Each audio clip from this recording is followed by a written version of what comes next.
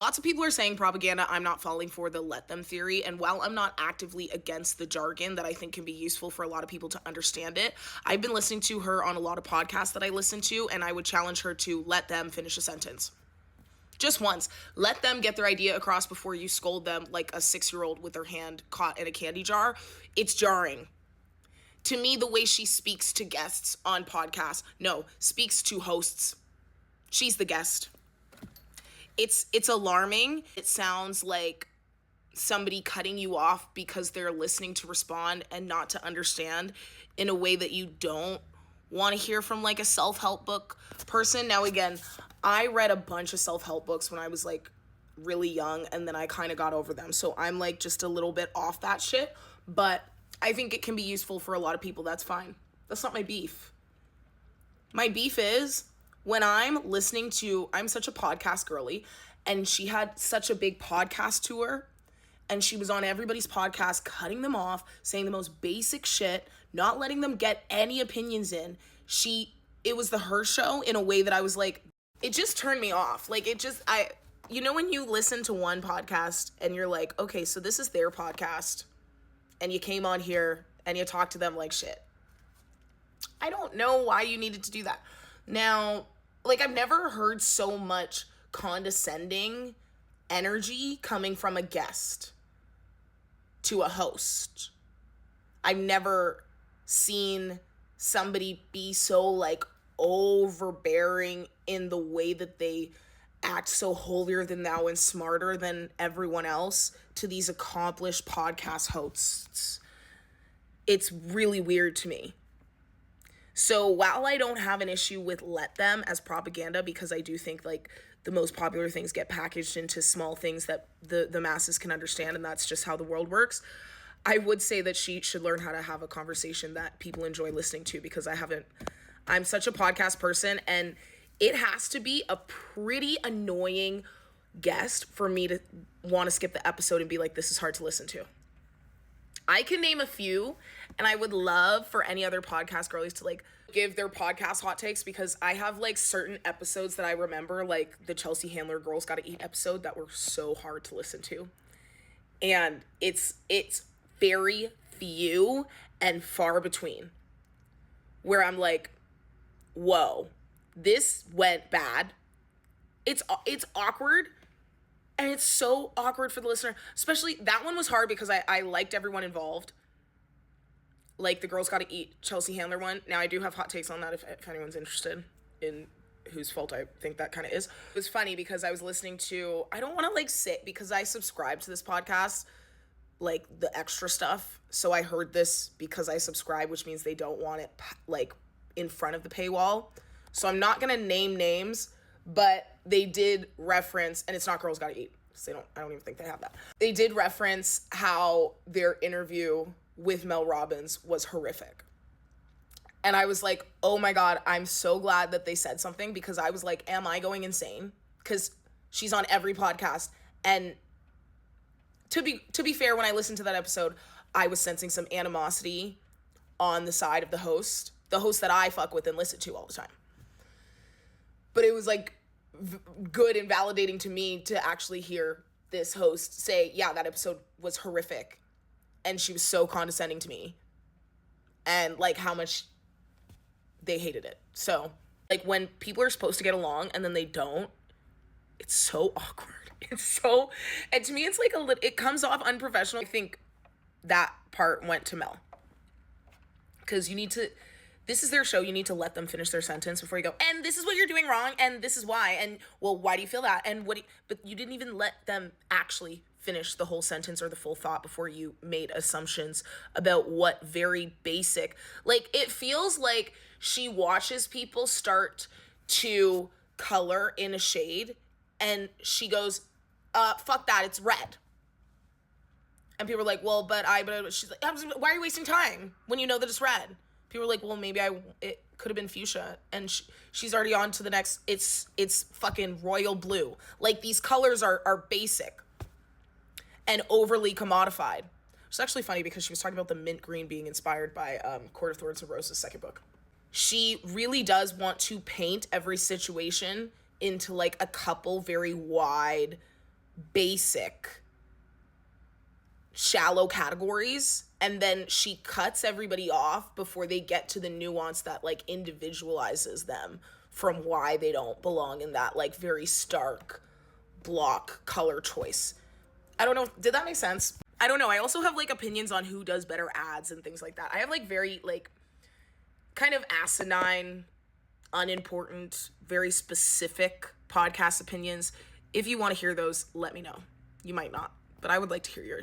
I got so many questions asking me to talk about this Girls Gotta Eat Chelsea Handler episode that went bad. If you didn't listen to it, it was a podcast episode a couple years ago. I remember cringing immediately.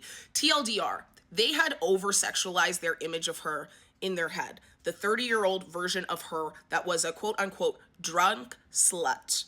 They wanted her to appear in this 50 or something year old Chelsea Handler's body.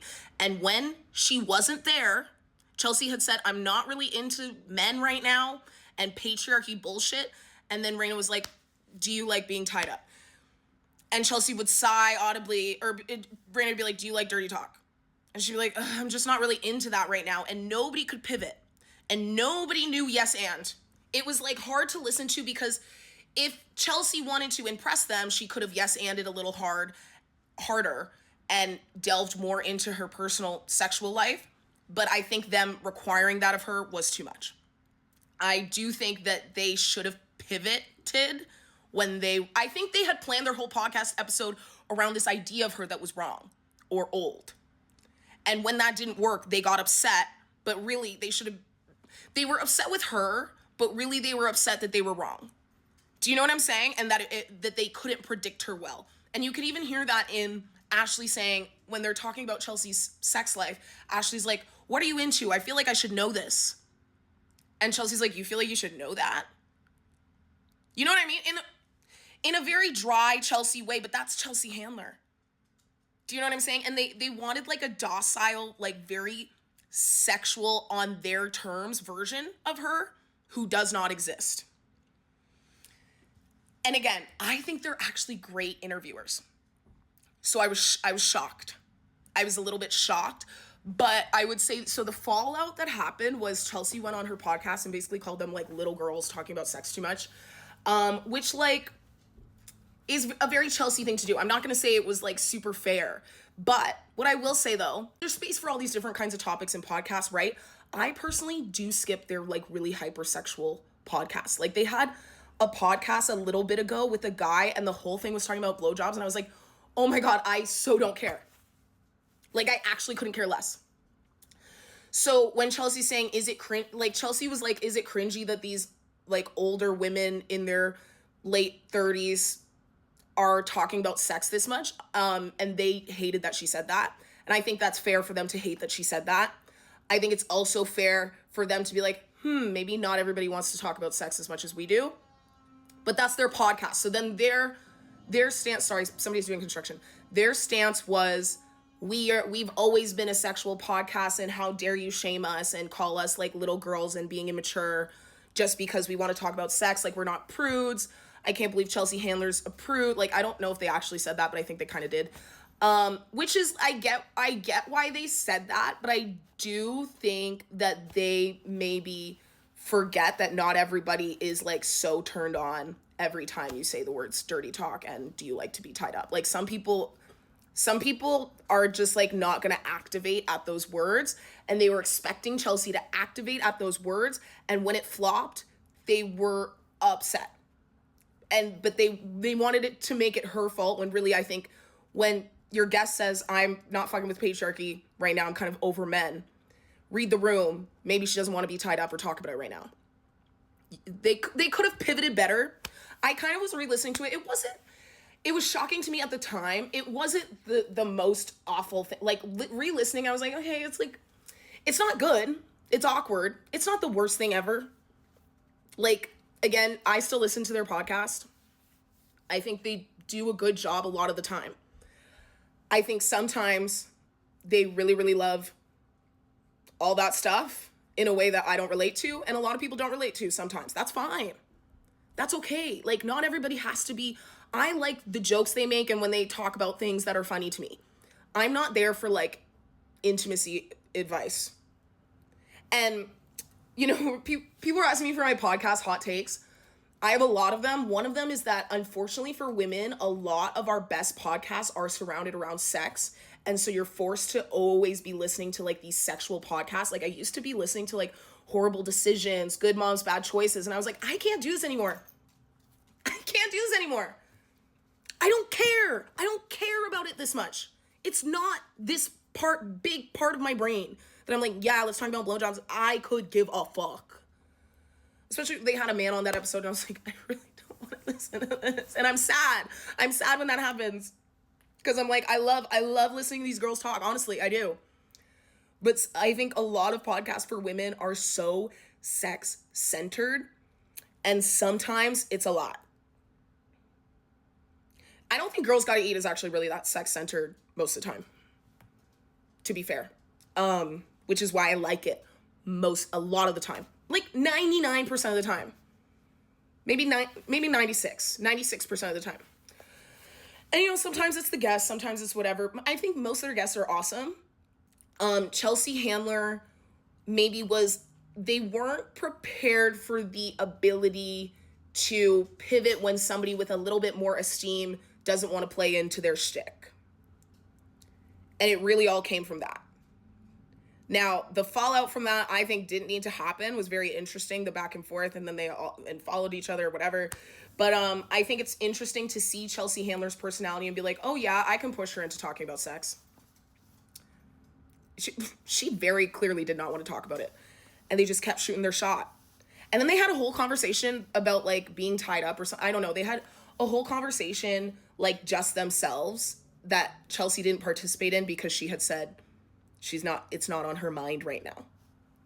So just kind of like awkward.